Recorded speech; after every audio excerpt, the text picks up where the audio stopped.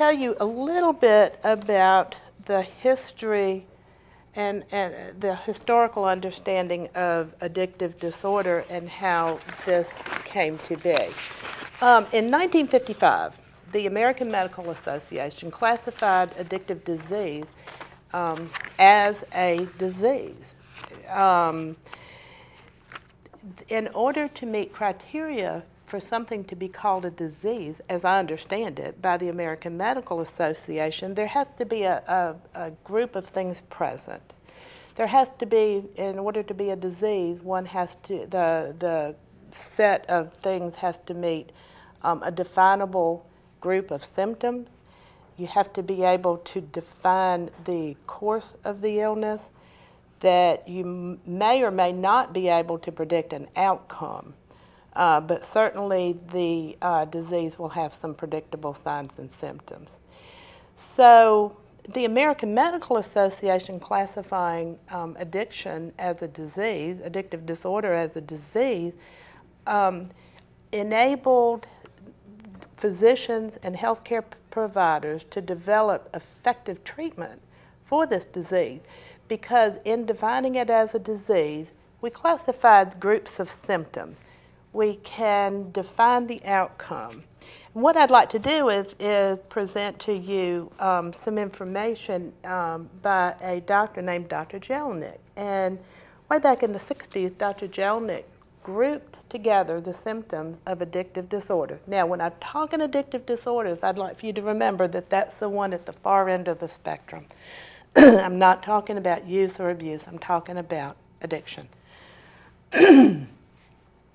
And the progression of addiction tends to look like a downhill curve, a gentle slope of a curve down a hill. We can divide the progress of addictive disorder into three pretty clear stages. And for purposes of discussion, I'm going to define this as early stage addiction, middle, and late stage. Now, in early stage addiction, remember we're progressing from abuse into addiction. This is abuse up here. Once somebody has started the downhill progression into addictive disorder, these symptoms tend to pick up speed. They tend to become very definable.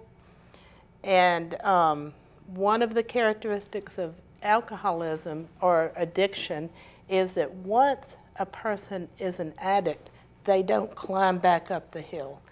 Once a person has crossed from abuse into substance dependence, they are substance dependent. So therefore, all substance dependent people at one time have been substance abusers, but not all substance abusers will progress into addiction. That's an important distinction.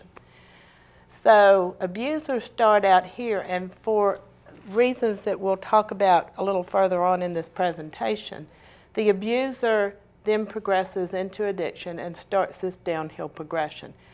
Early stage addiction is characterized by internal changes. These internal changes in this addict, they're hard for somebody to see because they're happening inside the person. That person that's the addict now, is developing a relationship with the substance of choice, be it alcohol, and one of the opiates, one of the benzodiazepines perhaps, cocaine, and one of the uppers of the stimulant. The person is developing a relationship with their chemical in which internally their chemical becomes the most important thing in their life. The chemical will assume a huge priority in this person's life. And if you think about it, if you think about what is the most important thing in your life, most of us might say our marriages or our children or perhaps even our careers. And when we define the most important thing in our life, that is the thing that we are willing to protect at all costs. So I challenge you to think